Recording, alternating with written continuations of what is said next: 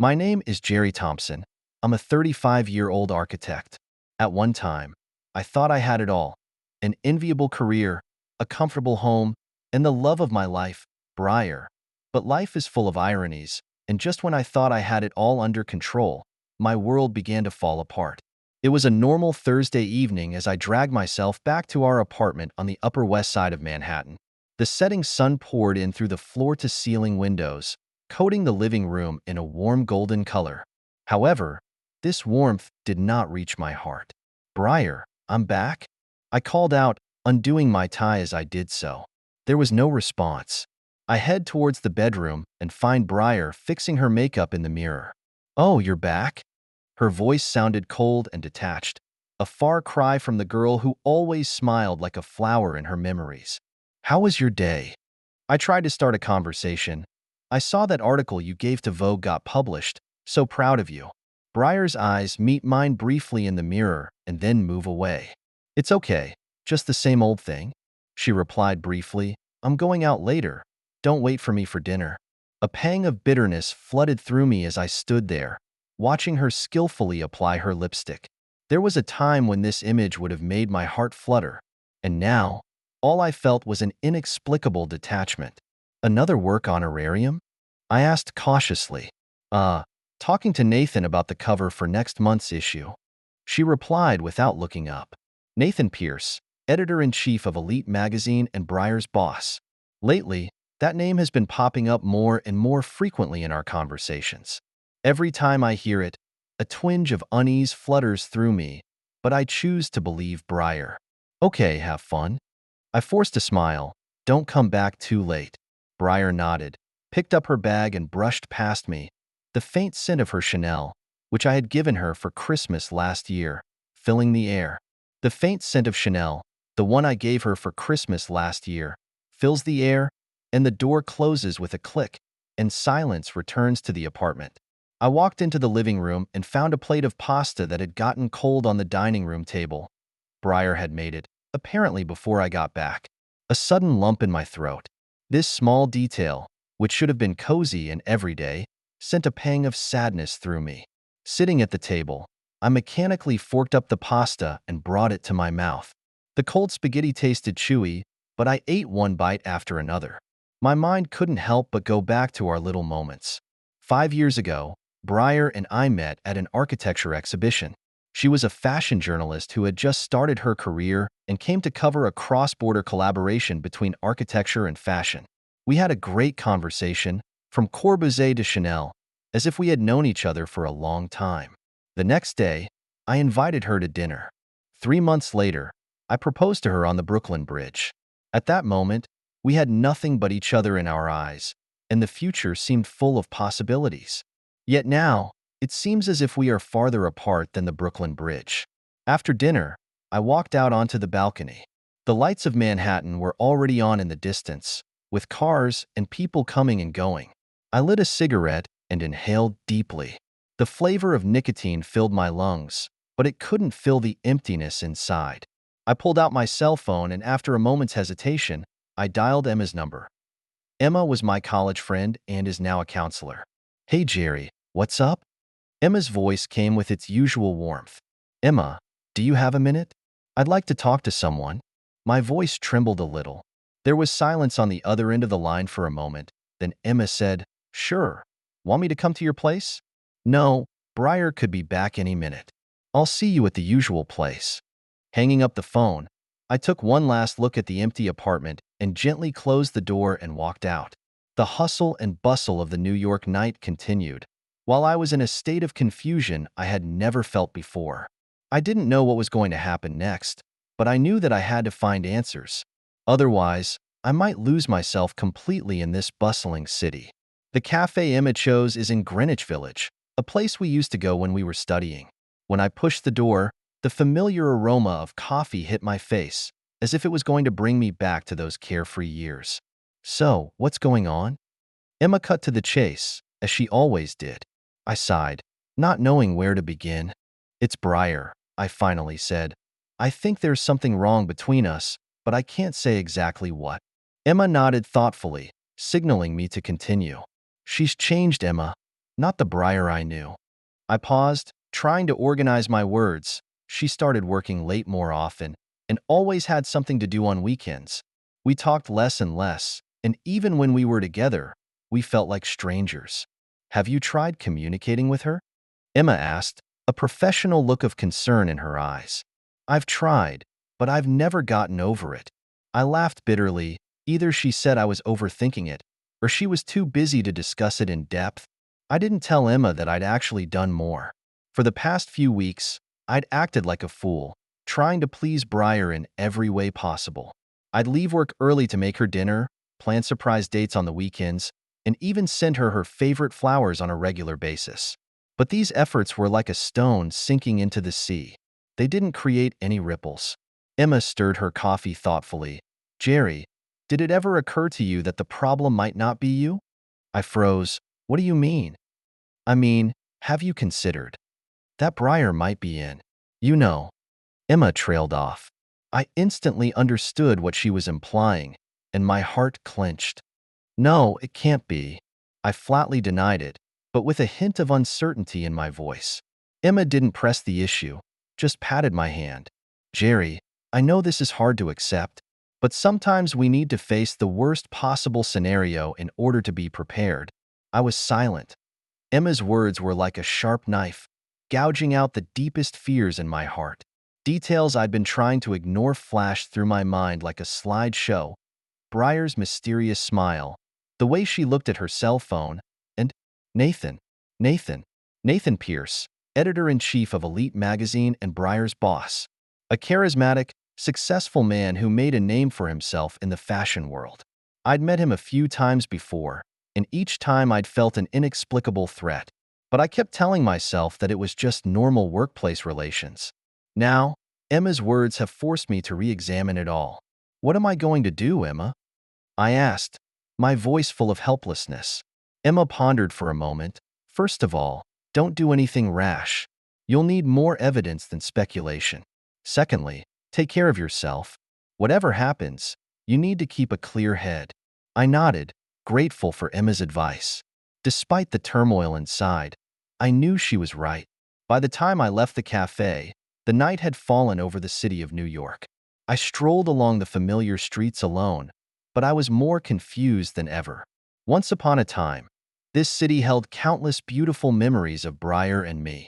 Now, those memories seemed to be overshadowed. When I got home, the apartment was still empty, and Briar hadn't returned. Briar hadn't come back yet. I sat on the sofa and stared at our wedding photo on the coffee table. In the photo, we were hugging each other under the cherry blossom tree in Central Park, smiling with happiness on our faces. That image seemed so far away now, as if it had happened in another world. I picked up my cell phone, hesitated for a long time, and sent a message to Briar. How's work going? Don't be too tired. I'll wait for you at home. After the message was sent, I stared at the screen, hoping to see an immediate reply. But there was nothing. A minute goes by, 5 minutes go by, 10 minutes go by. My heart sank a little. Just then, my cell phone suddenly vibrated. I hurriedly clicked on it, and it was Briar's reply. Don't wait for me. I have an important meeting. I may be late. I stared at the short message with mixed feelings. Was there really a meeting, or was it?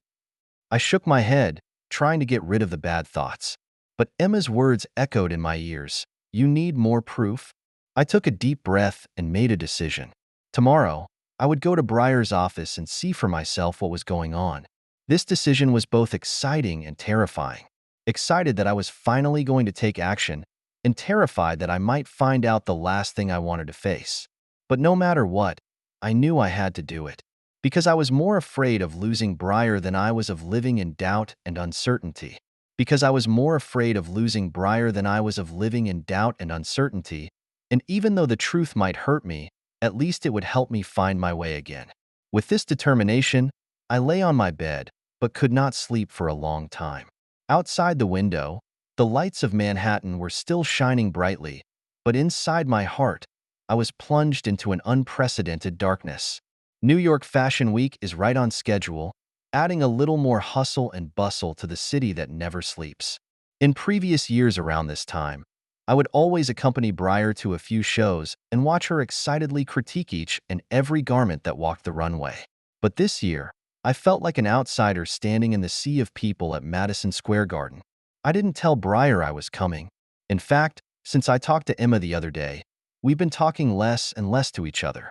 I told myself that it was only temporary and that when I figured out the truth, everything would be fine. I saw Briar from a distance in the crowd, dressed in a sharp black suit, talking to a couple of fashionistas. She had a huge smile on her face that I hadn't seen in a long time, and her whole being radiated with a glow. My heart clenched with pride and a touch of bitterness. Why did such a smile no longer blossom for me? Just then, Nathan appeared. His handsome appearance and well-tailored suit stood out in the crowd. I watched as he skillfully maneuvered his way through the various celebrities and finally made his way to Briar. He leaned over and whispered something in Briar's ear, who smiled and nodded. My heart sank. The silent understanding between them sent a tingle through me. I wanted to step forward, but I couldn't move my feet as if they were lead. Just as I hesitated, Briar and Nathan had disappeared behind a backstage curtain. I took a deep breath and gathered the courage to follow. The backstage was a hustle and bustle, with models rushing by and makeup artists and stylists running back and forth. In the midst of this chaos, I saw Briar and Nathan standing in a corner, seemingly discussing something heatedly. I hid behind a row of hangers, straining to hear their conversation. Suddenly, Nathan reached out and touched Briar's cheek. It was so natural, as if they'd done it a million times before, and instead of ducking, Briar tilted her head slightly. My world fell apart in that moment. I don't know how I left the Fashion Week scene. When I came back to my senses, I found myself sitting on a bench in Central Park, holding a bottle of whiskey I bought from who knows where. The night was falling, the lights were on, and there were tourists and laughter all around. I, on the other hand, seemed to be cut off from this joy. I mechanically pulled out my cell phone and noticed several missed calls, all from Briar. After a moment's hesitation, I called back. "Jerry, where have you been? I haven't seen you all day." Briar's voice came through the receiver with a hint of exhaustion and concern. I swallowed the questioning that came to my lips and forced myself to say, "I'm in Central Park. You? How's work going?" "It's okay, just a little tired." She paused. "What were you doing at the park?" I smiled bitterly. "Nothing, just wanted to take a walk." There was silence on the other end of the line for a few seconds. Then Briar said, "Jerry, we need to talk?" My heart skipped a beat. "Yeah, we do need to talk. About everything I've seen today. About this time of estrangement between us. About our future." "Okay," I said. "I'll wait for you under the cherry tree." Hanging up the phone, I leaned back and took a swig of whiskey. The spirits slid down my throat, setting a fire in my stomach. I stood up and stumbled toward the cherry tree we used to love so much. 5 years ago, I proposed to Briar under this very tree. When the cherry blossoms were in full bloom and the pink and white petals were falling in the breeze, as if blessing us, Briar said yes with tears in her eyes, and at that moment, I thought that our happiness would blossom year after year, just like this cherry tree. Now, the cherry trees are still standing, but the flowering period has passed and only the green leaves are left gently swaying in the night breeze. I leaned against the trunk of a tree and thought back over the years. Briar's bright eyes when we first met, our first kiss on the Brooklyn Bridge, the cozy stroll along the Seine on our honeymoon in Paris. All those wonderful memories. Was this how it was going to end? In the distance, a familiar figure is walking towards me. Briar is still wearing the same black suit she wore during Fashion Week, but she looks exhausted. As she came up to the tree, we looked at each other and were speechless for a moment. Finally, it was me who broke the silence. "So?" I forced a smile. "You and Nathan?" A flash of surprise flashed in Briar's eyes, then dimmed. She took a deep breath. "Jerry, I don't know what to say." "So let's start with the truth," I interrupted, a bitterness in my voice that I didn't even realize I had. "I went to Fashion Week Live today." Briar's face went instantly pale. "Jerry, I can explain." "Explain what?" "Explain your intimate behavior backstage with Nathan? Or explaining your detachment and indifference during this time?" My voice rose involuntarily, drawing sideways glances from passers-by. Briar lowered her head, her shoulders shaking slightly. I'm sorry, Jerry. I don't know how things turned out this way. It started out as a work deal, and then I closed my eyes, unable to bear the pained expression on her face. Do you love him? I asked softly. There was a long silence. When I opened my eyes again, I saw Briar looking at me with teary eyes. I don't know, she said finally, but I do know that something's wrong between us, Jerry. It's not just because of Nathan, it's us. I smiled bitterly. Yeah, us. There we stood under the cherry blossom tree, the place where we had vowed to spend our lives together, only to face the end of our marriage. Ironically, at this point, Central Park was still beautiful as ever, with tourists and laughter. And our world, on the other hand, is quietly collapsing in the midst of this beauty. So, I took a deep breath. What do we do next? Briar wipes a tear from her eye. Maybe. We need some time and space to think about it. I nodded, my heart pounding, but I knew she was right. I'll get a hotel, I said. You stay home. Briar tries to say something, but eventually just nods. I turned around ready to leave, but then I stopped. Briar, I turned back. No matter how this turns out, I hope you know that I was and am deeply in love with you. With that, I stride away without looking back. Briar's suppressed sobs came from behind me, but I didn't stop. Tears blurred my vision, and the path beneath my feet became long and difficult. I don't know what the future holds, but I do know that starting tonight, my life will never be the same. In the hustle and bustle of this New York night, in this Central Park that once witnessed our sweetness, the story of Briar and I may have come to an end. I stood in the arrivals hall of Charles de Gaulle Airport, in a trance thinking I was dreaming. A week ago, I was in my apartment in New York, heartbroken over the breakup of my marriage, and now I was in Paris, the city that had witnessed some of the sweetest times for Briar and me. Emma said I needed a change of scenery, a break from the suffocating memories. I think she's probably right. In New York, every street corner seemed to harbor a shadow of Briar and me. I needed to escape, to find myself again. So I came to Paris. The decision came so suddenly that even I was surprised. Perhaps it was because there were so many good memories here that I hoped to draw strength from. Or perhaps I was vaguely looking forward to a perfect ending to my time here. Stepping out of the airport, the Parisian breeze brushed against my face, carrying a faint scent of sycamore. I took a deep breath, as if to inhale all the breath of the city into my lungs. Laughter came from the cafes on both sides of the street. Pedestrians paced leisurely. Everything was so familiar and yet so strange. I stayed at a small hotel in the Saint Germain district, near where Briar and I stayed on our honeymoon. When I pushed open the window of my room, the spires of the Eiffel Tower loomed out of nowhere. Putting down my bags, I decided to take a walk. Wandering aimlessly through the streets of Paris, I let my feet take me through the narrow alleys. Without realizing it, I came to the banks of the Seine River. The river was glowing in the setting sun, and the couples on the bank were snuggling together, speaking words of love that only each other can understand. I sat down on a bench by the river and pulled out the sketchbook I had with me.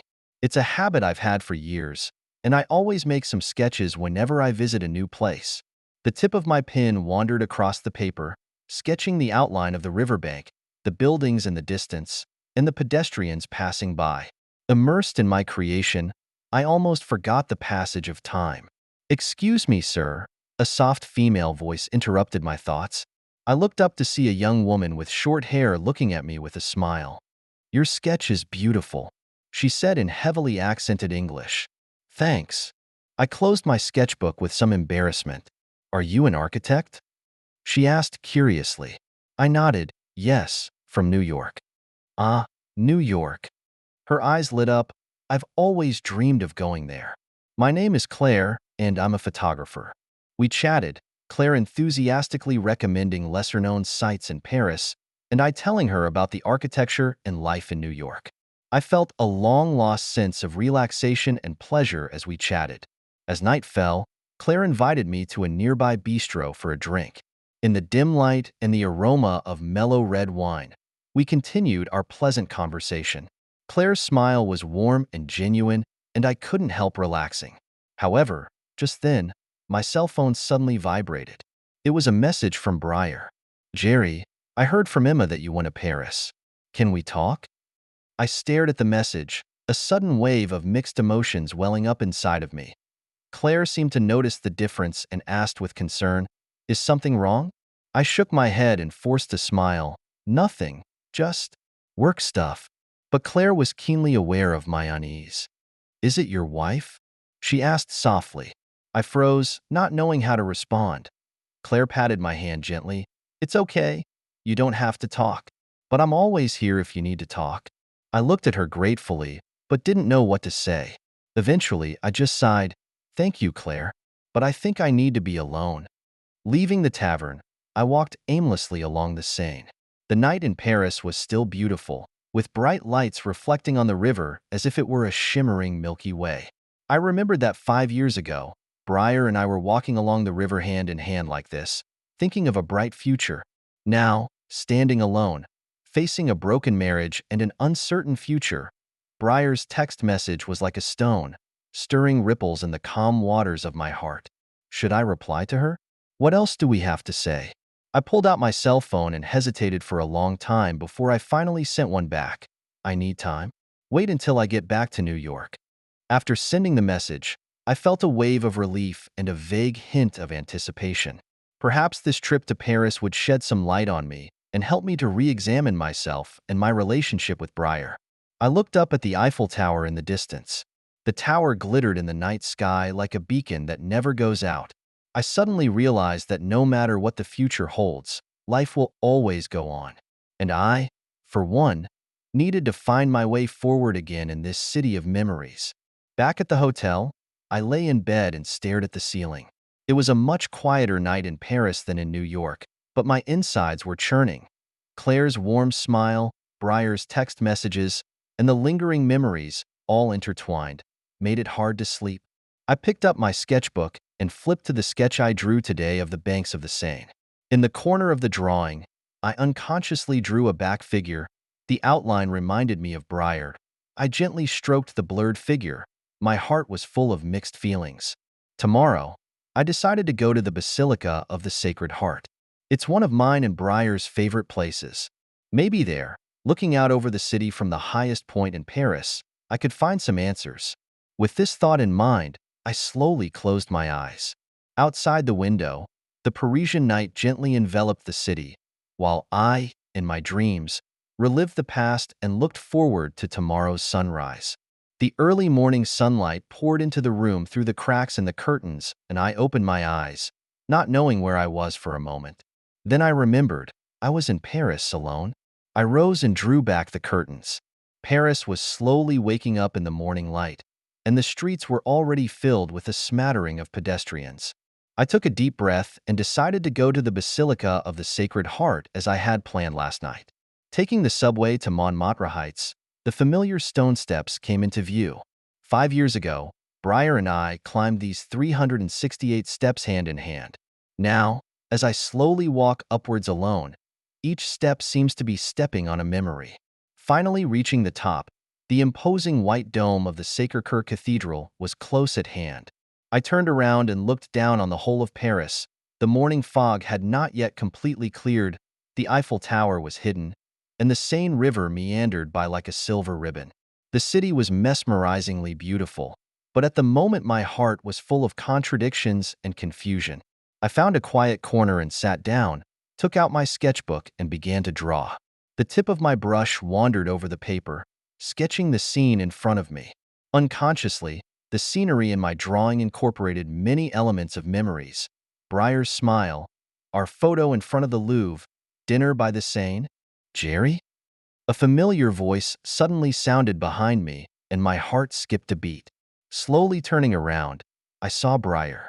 She was standing there, the sunlight gilding her with a soft halo, so beautiful that it took my breath away. "Briar, why are you here?" I spoke with difficulty, my voice a little hoarse.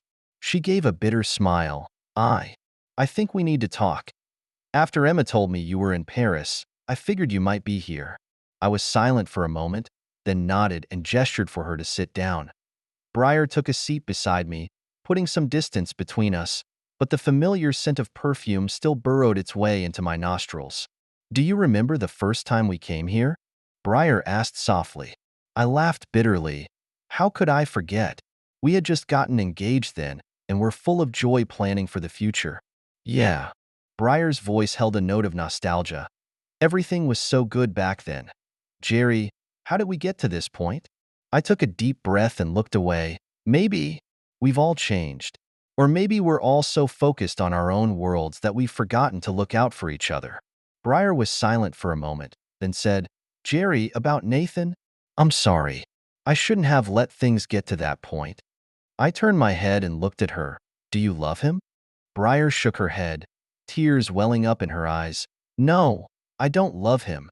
It was just a moment of disorientation. I thought I needed some excitement, something different. But now I realize that what I really needed was always around." I felt a hard tug on my heart. Those were the words I'd always wanted to hear. But why did they sound so bitter now? "So," I spoke with difficulty, "what do we do now?" Briar reaches out to touch me but pulls back. "I don't know, Jerry. All I know is that I don't want to lose you. But I also realize that the trust between us is broken. I'd do anything to regain your trust." I closed my eyes and felt the Parisian breeze on my face. When I opened my eyes again, I see Briar looking at me with teary eyes. "Briar," I whispered, "I love you, and that has never changed. But love isn't everything. We need time. We need to rebuild trust. We need to get to know each other again." Briar nodded, tears slipping silently down her face. "I understand. I'll wait for you, Jerry, however long it takes." We just sat in front of the Basilica of the Sacre-Cœur and watched in silence as Paris awoke at our feet. The sun gradually dispersed the morning fog, and the whole city became clear. Suddenly, Briar pointed in the distance and said, "Look, there's the Jardin du Luxembourg. Remember that afternoon we had a picnic there?" I followed her finger, and the memories came flooding back. It was our third day in Paris, and we'd spent a lazy afternoon in the park with sandwiches and wine. Briar lay on my lap while I read her love poems by French poets. At that moment, it was as if we were the only ones left in the world. "I remember," I said softly. "It's one of my fondest memories." Briar turns her head to look at me with a hopeful glint in her eyes. "Maybe we can recreate some good memories?" I looked at her with an inner conflict. Part of me wanted to forgive her immediately and start over. The other part of me couldn't get over the hurt. "Maybe," I said finally, "but not now. We all need time and space to think." Briar nods, disappointed but seeming to understand my decision. "Then I'll give you the time and space you need until you're ready. But Jerry, remember, no matter what happens, I'll be here for you." We stood up and looked down over all of Paris once again. The city was heartbreakingly beautiful in the sunlight. Like my relationship with Briar, the beauty was still there, but it was riddled with cracks. "I should go," Briar said softly. "I have a flight back to New York tonight." Will you be back?" I looked at her and suddenly realized that this might be the last time we see each other before we part. "It will be," I said. "I have some things to take care of, but I'll be back." Briar nodded, hesitated, and then hugged me gently. That hug was brief and restrained, but it contained too much unspeakable emotion. Then she turned to leave, her back fading into the streets of Montmartre. I stood still, looking in the direction she had left, with mixed feelings. The unexpected meeting hadn't solved the problems between us, but it had given us a chance to revisit our relationship. I sat down again and opened my sketchbook. Next to the panoramic view of Paris I had just drawn, I gently drew the side of Briar's face. That image framed the tears in her eyes and the smile at the corner of her mouth, complex and beautiful. Closing my sketchbook, I took a deep breath. The sun was warm and bright in Paris, but a haze still hung over me. I knew that I still had a lot to think about and a lot of feelings to sort through before I returned to New York. Standing up, I decided to take a walk to the Luxembourg Park. Perhaps there, in the fond memories of what had been, I could find my way to the future. In any case, I knew that this trip to Paris had become a major turning point in my life. Whether there will be a new chapter in the story of Briar and I, or whether this will be the end of the story, only time will tell. The plane slowly landed at JFK International Airport, the New York skyline unfolding out the window. I took a deep breath and felt like I was in a dream. The short 2-week trip to Paris had seemed like it had taken as long as a century. Emma was waiting for me at the pickup. The moment I saw her, I suddenly had the urge to cry. She gave me a warm hug and didn't ask anything, just said, "Welcome home, Jerry." Back at the apartment, everything was exactly as I'd left it, yet it felt so foreign. I stood in the middle of the living room, my eyes sweeping over the items that were once filled with memories. The wedding photo of Briar and I, the artwork we bought in Paris, and that old record player that was her favorite. Each one was like a knife, gently poking at my heart. Emma helped me put my bags away and then sat on the couch, patiently waiting for me to talk. I knew she had a load of questions, but she chose to give me time and space.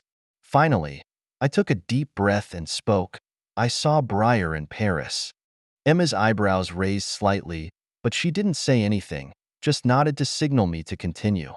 I sat down and told her everything that had happened in the past 2 weeks. The chance encounter at the Basilica of the Sacred Heart, our conversations, and the memories and feelings that had resurfaced.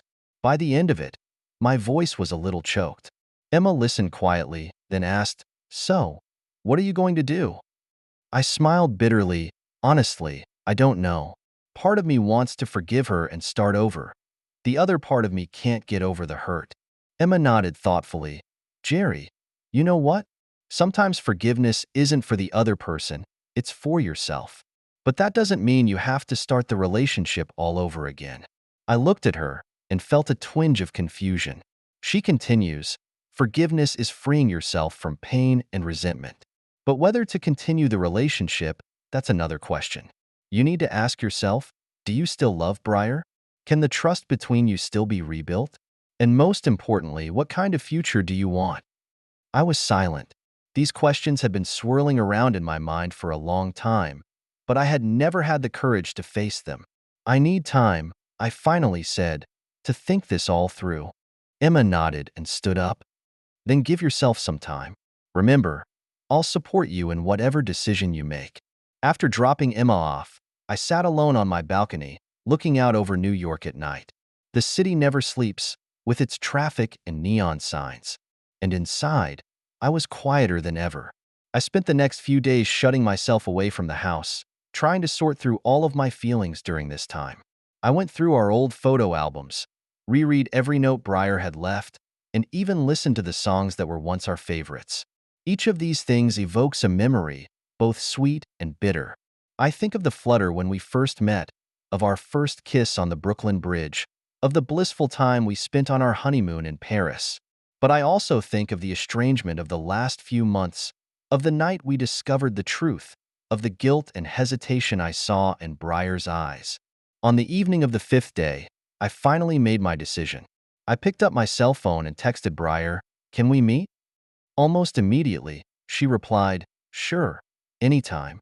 We arranged to meet at Brooklyn Bridge Park.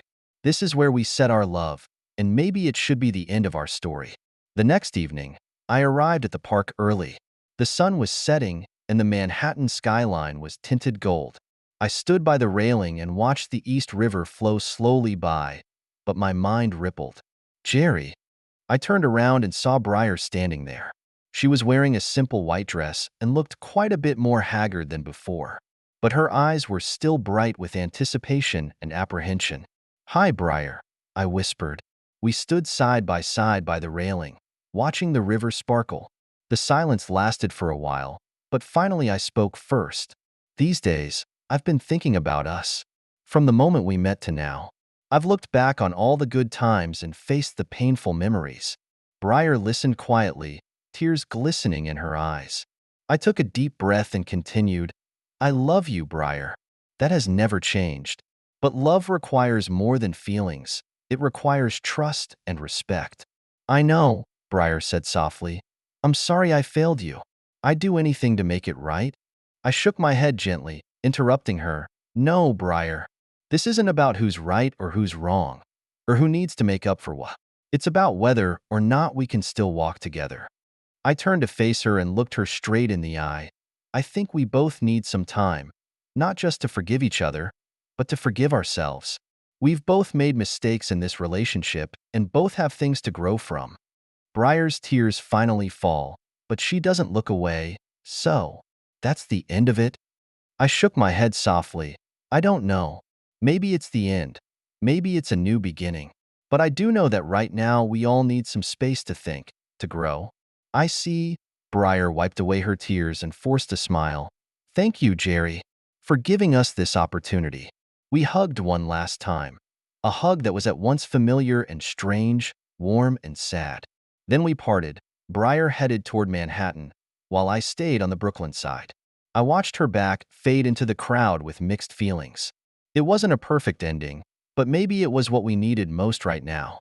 We both need time to heal, to grow, and maybe one day we'll meet again as better versions of ourselves. It was getting dark, and the lights of New York came on one by one. I took a deep breath and felt the night breeze. The future was still uncertain, but for the first time, I felt a hint of relief and hope. No matter what the future holds, I know this is just one chapter in my life's journey. And now it's time to turn a new page. Fall is creeping in, and the streets of New York are covered in golden leaves. 3 months have passed since Briar and I had that conversation in Brooklyn Bridge Park. During those 3 months, we kept in polite and distant contact, giving each other plenty of space. I moved out of our shared apartment and rented a small suite in the East Village. It wasn't as spacious as my previous place, but it made me feel freer than I'd ever felt before. The walls were covered with my sketches and photographs. A few architectural design books were stacked in the corner, and there was an old record player, one of the few things I had brought with me from my old apartment. At work, I took on a project to renovate an abandoned factory in Brooklyn. This project was challenging, but it also gave me an opportunity to revisit my career. I began to experiment with incorporating more environmental concepts into my designs, which not only allowed me to find a new passion, but also earned me accolades from my peers. Emma is as supportive as ever. She often comes to my new apartment after work, and we cook together, talk, or sometimes just quietly work on our own. Her presence made me feel warm and reassured, although we always kept the boundaries between us as friends. As for Briar, we exchange a few text messages now and then asking how each other is doing. I know she quit her job at Elite magazine and started focusing on her fashion blog. One time, I saw a picture of her on Instagram from Paris Fashion Week, and her smile was bigger than ever. Seeing that photo gave me a wave of relief, not jealousy or sadness. Today is a special day.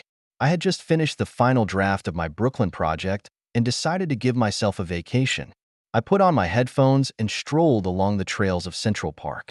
The fall sunlight was gently spilling over the treetops, and the sound of children playing and laughing was heard in the distance. Without realizing it, I walked under the cherry blossom tree that Briar and I used to love so much. Now the cherry blossoms are long gone from the tree, leaving only sparse yellow leaves swaying in the wind. I sat on a bench under the tree, took out my sketchbook, and began to draw the scene in front of me. Just as I was focusing on the sketch, a familiar voice interrupted my thoughts. Jerry? I looked up and saw Briar standing in front of me. She was wearing a beige trench coat. Her hair was shorter than before, and her whole body looked radiant. Hi, Briar, I said as I stood up, a little surprised but not embarrassed. What a coincidence, she said with a smile. I just finished meeting with a client from a nearby cafe. We stood opposite each other for a while, not knowing what to say. Finally, I broke the silence. Want to take a walk together? Briar nods, and we walk side by side on the park path. For the first few minutes we were silent, but the silence was not uncomfortable. So, I spoke up. I hear your blog is doing well? Briar's eyes light up. Yes, it went much better than I thought it would. In fact, I've been meaning to thank you. I looked at her with some confusion. She continued, You gave me the courage to pursue my dreams. During the time we were apart, I realized how much I depended on you for support. Now, I've learned to be independent and understand myself better. I felt a surge of relief. I'm so proud of you, Briar. You've always been talented. You just needed a chance to show it. We continued our walk, chatting about our respective experiences over the past few months. Before we knew it, We came to the edge of the lawn. In the distance, a young couple was having a picnic, their laughter drifting to our ears. Briar stops and turns to face me. Jerry, we're like this now. Okay.